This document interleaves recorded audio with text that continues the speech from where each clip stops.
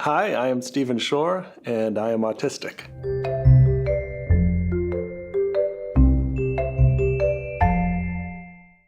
After 18 months of typical development, I was struck with the regressive autism bomb. So like with about 30% of us on the autism spectrum, I lost functional communication, had meltdowns, withdrew from the environment, and in brief became a pretty severely affected autistic little child. There was so little known about autism in those days. So little known that it took my parents a full year to find a place for diagnosis. And when they did, now I'm 2.5, the doctors said they had never seen such a sick child, and they recommended institutionalization. Well, fortunately, my parents, like we see so many parents today, they advocated on my behalf, and they convinced the school to take me in about a year. And it was during that year that they implemented what we would today refer to as an intensive home-based early intervention program. And it was a program that emphasized music, movement, sensory integration, narration, and imitation. And that's just today's terminology. In those days, the concept of early intervention didn't even exist. So really what it was my parents desperately trying to reach their child that they wondered what happened. How can we reach our child who before was interacting but now had withdrawn? Well, first they tried to get me to imitate them. And imitation is a strategy that's used worldwide. It's been used for ages. It's a well-used educational strategy. But for many of us autistic people, that won't work, especially in the younger years. So my parents flipped it around, and then they imitated me. And in doing so, I became aware of them in my environment. And then they were able to move me along. So I believe that the key implication is that as a prerequisite for doing good work and interacting with an autistic individual, you have to develop a bond. You have to develop a trusting relationship before moving on. And the interesting thing is I think that holds for everybody else as well, whether they're on the autism spectrum or not. So with the work that my parents did, speech began to return at age 4. At age 4 is also when I got engaged in one of my focused interests. We're getting away from calling it a restricted interest, focused interest. My parents found me taking apart a watch with a sharp knife. I'd pop open the back, extract the motor, disassemble that, play with the gears, put it all back together again. The watch still worked, and there weren't any pieces left over. My parents noticing this, and they turned away from the closed doors of disability, disorder, and deficit, and looked at the open door of ability, and soon provided all kinds of other devices to take apart and to put back together again. Now, what I find interesting is that how was it that I could have the fine motor control to take apart a watch with such tiny pieces, not even using the right tools, a sharp knife, but when it came to penmanship in school, I was a penmanship disaster. So many of us have difficulty with penmanship. And one thing that indicates is the sharp line of demarcation between ability and also disability. So while I do talk about abilities and using a strength-based model, it's important to recognize the often significant challenges that autistic people face. And we do need to remediate for them. We need to work with them. We need to provide support. However, at the same time, we need to consider what are the strengths and what can we do to work with those strengths to help that autistic child lead a fulfilling and productive life. So at age 4, speech had begun to return. And I entered the school that initially rejected me. I got reevaluated. Instead of being considered as psychotic and ready for an institution, I got upgraded to neurotic. So things were looking up in the world. At age 6, I entered regular school kindergarten. And there I was a social and academic catastrophe.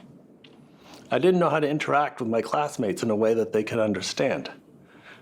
Saying the letter B over and over again, perseverating on that sound, didn't endear me to my classmates. Today we have social interaction strategies for social interaction, social narratives, to help teach autistic people to more effectively interact with others. But at that time it didn't exist. I was just this weird kid saying the letter B over and over again, and as a result there was a lot of bullying. Fortunately, in the United States, increasing numbers of school systems are required to submit anti-bullying programs to their state Department of Education. So people are beginning to realize that bullying is not a developmental phase that people need to go through. Academically, I was about a grade behind in most of my subjects. Teachers didn't know how to reach me, but I had my interests. And one of the reasons I enjoyed going to school was that I could go into the library and get all the books on whatever I was interested in that time. So I would go down and get all the books on astronomy, for example, pile them on my desk, read them, take notes, copy diagrams, and then when I was done, I'd read them again. Finally, I'd have enough of astronomy, take them all down to the library, and get a whole stack of books on some other interests, such as the weather, such as dinosaurs, such as earthquakes, or some other science-y type subject. I remember in third grade, I had a stack of astronomy books on my desk, busy taking notes and copying diagrams, and a teacher told me that I'd never learn how to do math. But somehow I figured out just enough math to teach statistics at the university level. And the good news today is that I see more educators noting when there is a special interest or a deep interest in this nature and finding a way to work it into the curriculum. And in that way, it makes the curriculum intrinsically reinforcing. So what I mean by that is that rather than telling a child, if you do what you need to do in math for the first 20 minutes, then you can play on, say, the flight simulator, if you're interested in airplanes, for the remaining 10 minutes. And the idea is that the child will work for the reinforcer of computer time using their favorite program. So that's an extrinsic reinforcer. The reinforcer doesn't have anything to do with the activity that you're working towards it.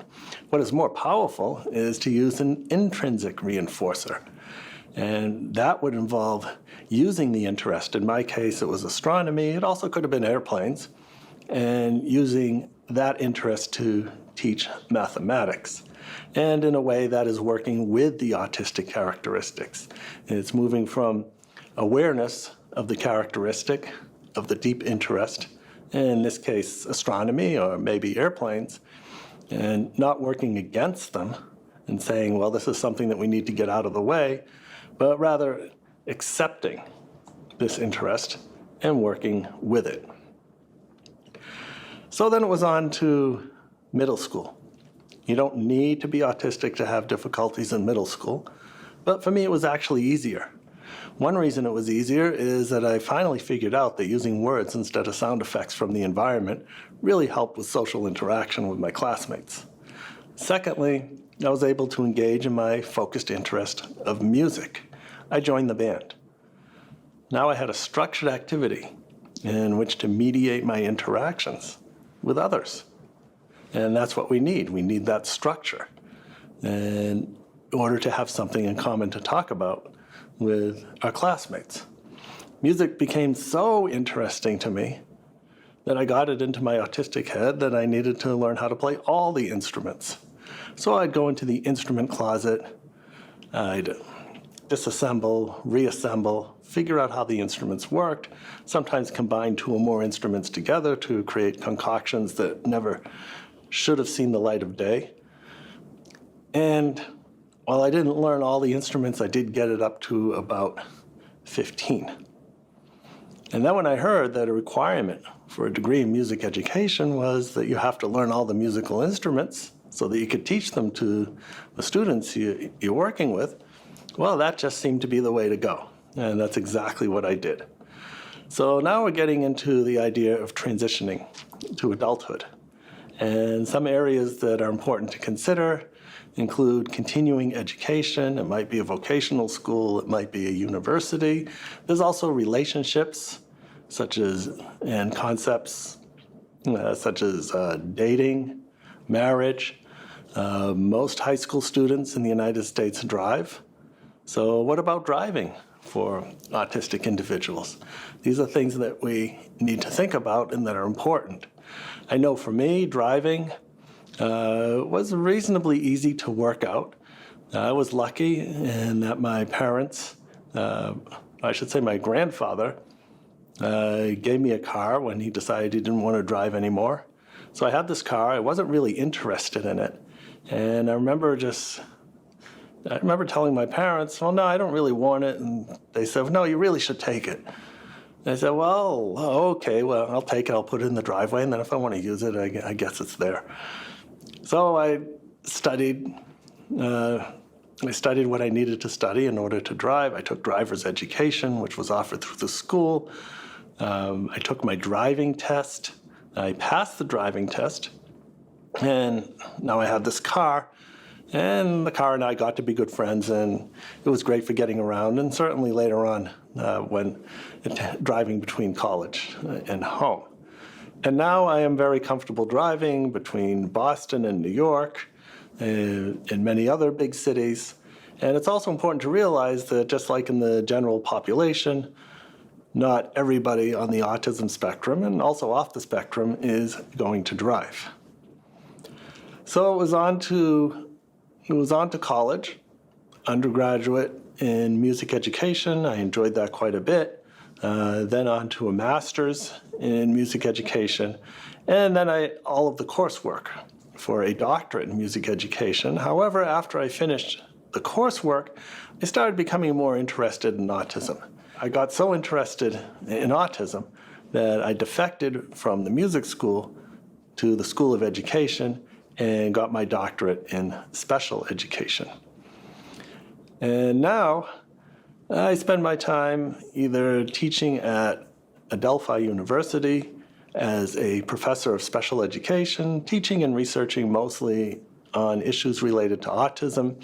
I travel the world consulting and advocating for autistic people, leading fulfilling and productive lives as the rule rather than the exception. I also write books and articles on autism. And then finally, during the rare times I'm home, I give music lessons to autistic children. Another important area of transitioning to adulthood is relationships. And I know for me, dating was always a mystery. It was when I had my first encounter. I remember in undergraduate school, after spending a lot of time with this lady, she told me that she really likes hugs and back rubs. And my thought was, well, gee, I've got this brand new friend, and she doubles as a source of deep pressure, very much like a Temple Grandin squeeze machine. However, I guess she had other ideas, and after a long conversation, I realized that she wanted to be my girlfriend. And maybe she even thought she was my girlfriend and she thought she was dating me, but I had no idea. I was just totally clueless. And I think it goes far beyond just typical male cluelessness on these things anyways. However, what this taught me is that there was this whole area of nonverbal communication.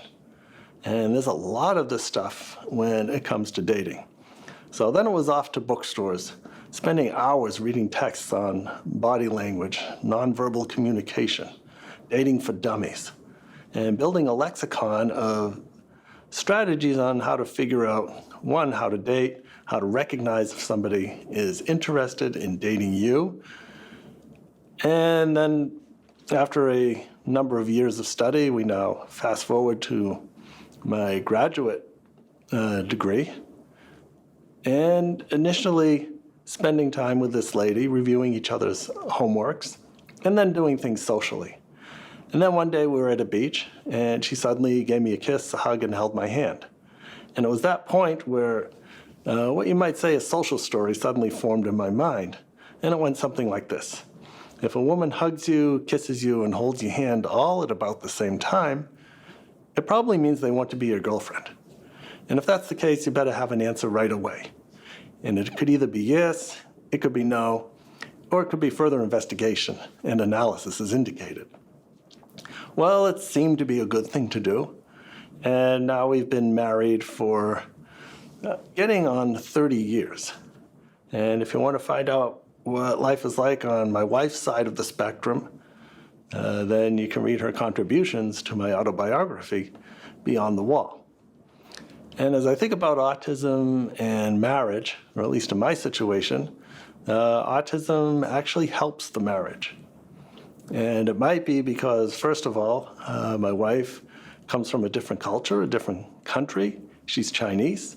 So we recognize that perhaps there'll be more that we need to talk about. There's less that's automatically understood because we have different cultures and different viewpoints. Now, if we add the autism on top of that, it means that there's going to need to be more discussion about things and a recognition that there'll be less of the so-called magical mind reading that occurs between couples. So in this way, the autism actually helps. And speaking of autism, there is research suggesting that the most successful long-term relationships involving autistic people is when the other person has some sort of difference. And it might be neurocognitive, it might be racial, it might be cultural, it might be age, or it might be some other vector. And if we understand this, we can use this as an example of accepting this characteristic and actually even appreciate it and find ways to help the autistic person develop relationships with other people if that is something that they're interested in.